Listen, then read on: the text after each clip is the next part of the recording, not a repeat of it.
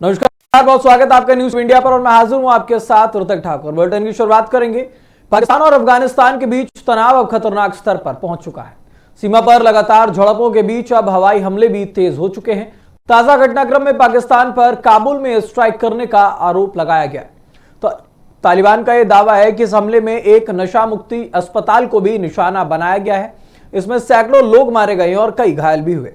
जबीउल्लाह मस्जिद ने इस हमले को अंतर्राष्ट्रीय कानून का उल्लंघन बताया है और कड़ी निंदा की है। वहीं पाकिस्तान ने इन आरोपों को सिरे से खारिज कर दिया है। यह बताया जा रहा है कि यह हमला सीमा पर हुई गोलीबारी के कुछ ही घंटों बाद हुआ। 3 हफ्तों से जारी इस संघर्ष में दोनों देशों के रिश्तों को और ज्यादा तनावपूर्ण बना दिया गया। हालात अब ऐसे हैं कि अब जवाबी कार्रवाई की आशंका और ज्यादा बढ़ती जा रही है।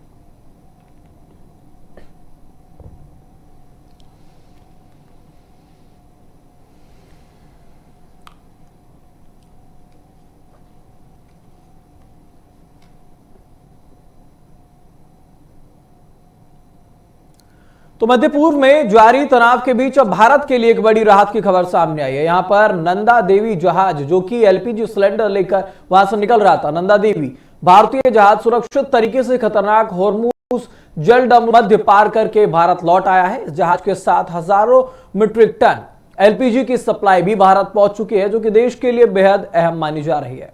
यहां पर एक तरफ युद्ध जैसे हालात बने हुए हैं, उसी के कारण हॉर्मुज स्ट्रेट दुनिया के सबसे जोखिम भरे समुद्री रास्तों में शामिल हुआ। ऐसे माहौल में भारतीय जहाज का सुरक्षित निकलना बड़ी कामयाबी है। शिवालिक के बाद अब नंदा देवी का पहुंचना यह दर्शाता है कि भारत ने कूटनीति और रणनीति के दम पर अपनी ऊर्जा आपूर्ति को सुरक्षित रखा है। करीब 40,000 मीट्रिक टन एलपीजी लेकर पहुंचे इस जहाज ने देश में गैस सप्लाई को लेकर बनी हुई चिंता को काफी हद तक कम किया। स्ट्रेट ऑफ हॉर्मुज जैसे संवेदनशील रास्ते में सुरक्षित वापसी भारत की एक बड़ी रणनीतिक जीत मानी जा रही है।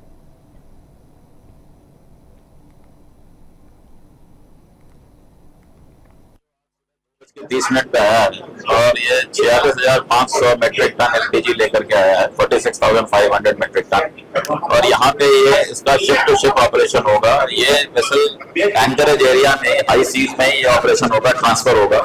जो डॉटर वेसल है बीडब्ल्यू बर्च, वो भी आ चुका है। उसको साइड में प्लेस करने के लिए जो इक्विपमेंट्स लगते हैं, फेंडर्स वगैरह, वो भी पहुंच गए हैं। तो वो अरेंजमेंट चल रहा है और अगले 1 से 1.5 घंटे में ये एक दूसरे से कपल हो जाएंगे। तो करीब 2 बजे तक ये ऑपरेशन शुरू हो जाएगा ट्रांसफर का।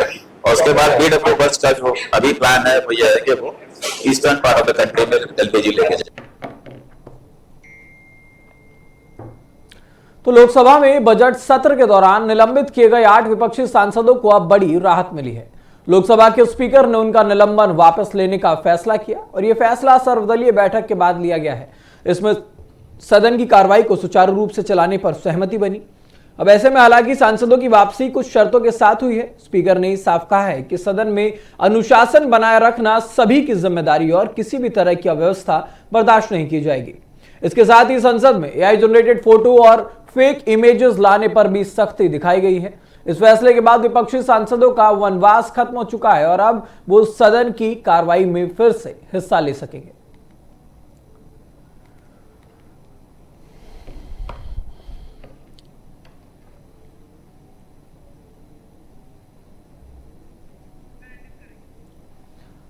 तो 8 ऐसे सांसद थे जिनको निलंबन कर लिया गया था, उन्हीं को अब उनका जो निलंबन है वो हटा दिया गया है। कुछ शर्तें रखी गई हैं, जैसे कि AI generated images, fake images लाने पे पूरी तरह से सख्ती रहेगी।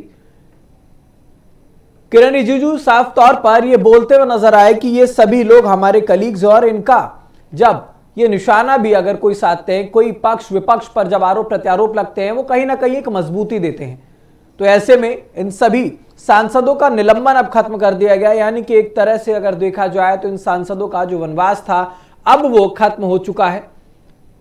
ओम बिरला स्पीकर का ये बड़ा फैसला, शर्तों के साथ इन सभी सांसदों को, जो निलंबित सांसद थे उनकी निलंबित को हटा दिया गया है। अब तमाम शर्तें रखी गई हैं, अलग अलग तरीके की कंडीशंस हैं पार्लियामेंट को लेकर।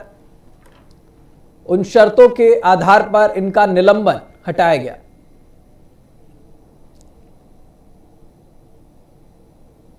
पार्लियामेंट में अनुशासन बरकरार रखने की बात यहां पर की गई। 8 ऐसे सांसद थे जिन्हें निलंबित कर दिया गया था। कई बार देखा जाता है पार्लियामेंट के अंदर अभद्र टिप्पणियां, AI generated images, fake images के जरिए वहां पर बात रखी जाती है, जिसके चलते ये सख्ती दिखाई गई थी। और ऐसे में अब वो 8 सांसद जो निलंबित थे, उनका निलंबन अब पूरी तरह से निरस्त कर दिया गया है।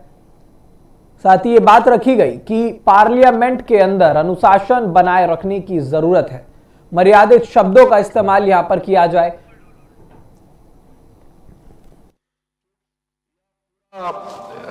कहने में असमर्थ है, मुझे तो इसका पता नहीं है, ज्ञान नहीं है, लेकिन मुझे लगता है कि अगर मैं ये रेजोल्यूशन मूव करने से पहले अगर sense of the house clear हो जाता है तो जो रेजोल्यूशन मैंने यहां प्लेस किया है, मोशन है, ये 374(2) मैं मूव करने के लिए तैयार हूं। लेकिन उससे पहले, क्योंकि sense of the house supreme होता है और इस सदन का संरक्षक आप हैं स्पीकर महोदय, और ये सदन सर्वोपरि है, सदन सबसे बड़ा है, सदन का निर्णय, सदन का सेंस, ये सबके ऊपर प्रिवेल करता है और उसको संचालन करता है हमारा संरक्षक जो पीठासीन होते हैं, ऑनरेबल स्पीकर साहब। अगर सब इसमें बात अगर एग्री है तो मैं 2-3 बात कहना चाहूंगा, फिर वहां से क्लियरिटी आ जाए तो मुझे कोई आपत्ति नहीं है। असंतुष्ट व्यक्त दोनों साइड से हुए हैं, क्योंकि अपने पक्ष के दृष्टि से अगर देखता है तो दूसरा को गलत लगता है, अपना गलती नहीं देखता है। मैंने कल भी कहा, आपके अध्यक्षता में पहले भी कहा, हमारे पार्टी की ओर से हमने सदन का जो नियम बनाया, हम पहले भी नहीं तोड़े हैं, आगे भी हम नहीं तोड़ेंगे।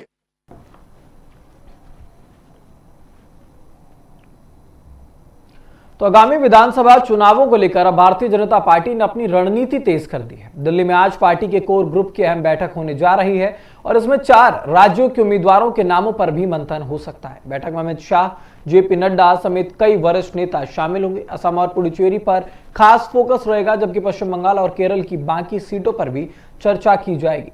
पार्टी नेतृत्व स्थानीय समीकरण और संगठन के फीडबैक के आधार पर मजबूत उम्मीदवार उतारने की तैयारी में है। हाल ही में चुनाव कार्यक्रम के ऐलान के बाद बीजेपी ने अपनी रणनीति को अंतिम रूप देना शुरू कर दिया। ये माना जा रहा है कि इस बैठक के फैसले आने वाले चुनावी मुकाबले के लिए नई दिशा तय कर सकते हैं।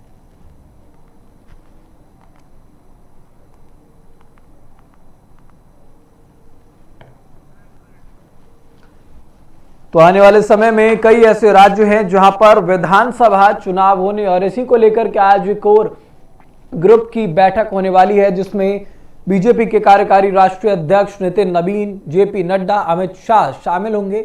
और यहां पर कई ऐसे निर्णय लिए जा सकते हैं जो कि आने वाले समय में जो ये चुनाव होने वाला है उस पर इन्हें पॉजिटिव रिस्पांस मिले, इस पर कोशिश भारतीय जनता पार्टी करेगी। उम्मीदवारों के नामों पर यहां पर चर्चा की जा सकती है।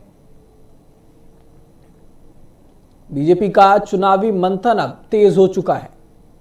चुनावी राज्यों को लेकर के इस बैठक में चर्चा होगी।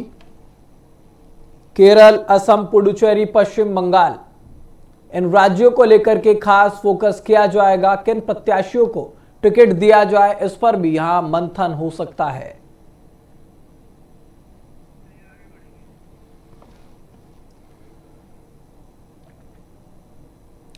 तो दिल्ली में कांग्रेस की केंद्रीय चुनाव समिति यानी कि सीईसी की अहम बैठक में उम्मीदवारों को लेकर मंथन अब तेज हुआ। पार्टी अध्यक्ष मल्लिकार्जुन खड़गे और लोकसभा में नेता प्रतिपक्ष राहुल गांधी की मौजूदगी में कई सीटों पर नामों को लेकर गहन चर्चा हुई। सूत्रों के मुताबिक पहली सूची के बाद अब दूसरी लिस्ट को अंतिम रूप देने की कवायद तेज हो चुकी है। कई राज्यों की महत्वपूर्ण सीटों पर जीत के समीकरण और स्थानीय फीडबैक के आधार पर उम्मीदवार तय किए जा रहे हैं। इस बीच देश भर में बदले हुए प्रत्याशियों को लेकर के भी यहां पर बातचीत की जाएगी। तो कांग्रेस की ये सीईसी की बैठक थी जिसमें तमाम बातें हुई। जो कैंडिडेट्स होंगे, जो सूची होगी जिसमें प्रत्याशी होंगे, प्रत्याशियों का अपने अपने कॉन्स्टिट्यूएंसी में किस प्रकार का वर्चस्व है, किस प्रकार की फैन फॉलोइंग है, इसका खासतौर पर ध्यान रखा जाएगा, जिसके तहत ये टिकट वितरण होगा। चुनावी राज्यों को लेकर के ये अहम बैठक सीईसी की दिल्ली के कांग्रेस दफ्तर में हुई, जिसमें आप देख सकते हैं केसी वेणुगोपाल, मल्लिकार्जुन खड़गे समेत राहुल गांधी, तमाम दिग्गज नेता कांग्रेस के वहां पर पहुंचे थे।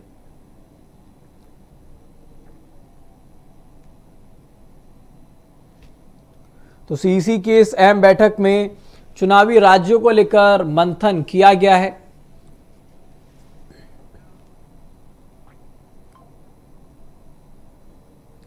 देश में बैंकिंग सिस्टम को लेकर अब एक बड़ा मुद्दा सामने आने लगा है। पिछले 3 वर्षों में बैंकों ने मिनिमम बैलेंस ना रखने पर करीब 19,000 करोड़ रुपए वसूले हैं।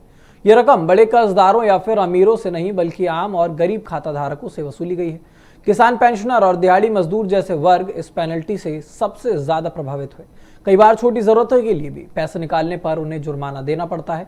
उस मुद्दे को लेकर अब संसद में आवाज उठाई गई, जहां पर मिनिमम बैलेंस पेनल्टी खत्म करने का प्रस्ताव रखा गया है। विशेषज्ञों का यह मानना है कि फाइनेंशियल इंक्लूजन का उद्देश्य छोटे खाता धारकों को सुरक्षा देना है, न कि उन पर अतिरिक्त बोझ डालना।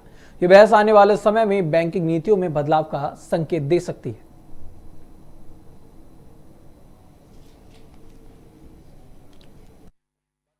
Everyday anxieties of Indians.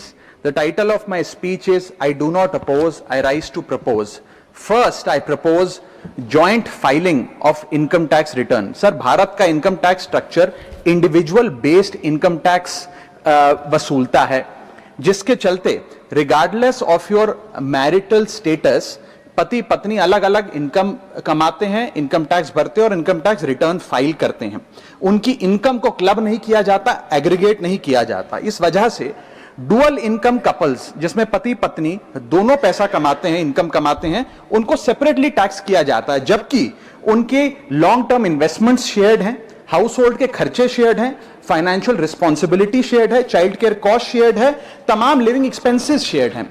दुनिया के कई देशों में सर पति पत्नी को एक इकोनॉमिक यूनिट की तरह रिकॉग्नाइज किया गया और joint filing of income tax का प्रावधान दिया गया। लेकिन भारत में खर्चे स्पाउसेस शेयर करते हैं, लेकिन जब इनकम टैक्स भरने की बात आती है तो इनकम टैक्स डिपार्टमेंट दोनों को स्ट्रेंजर्स करार देता है। मैं आपको उदाहरण के माध्यम से समझाना चाहूंगा। सर, समझिए कि 2 परिवार हैं, एक ही शहर में रहते हैं, एक ही कंपनी में नौकरी करते हैं।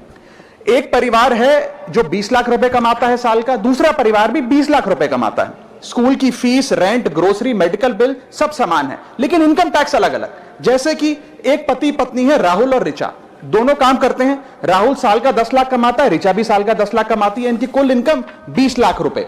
क्योंकि 12 लाख रुपए तक की रिबेट पर एसएससी इनकम टैक्स देता है, तो ना राहुल को इनकम टैक्स भरना पड़ता है क्योंकि उसकी आमदनी भी 12 लाख से कम 10 लाख है, और ना ही ऋचा को इनकम टैक्स भरना पड़ता है क्योंकि उसकी आमदनी भी 12 लाख से कम है। यानी कि हाउस होल्ड का टैक्स 0।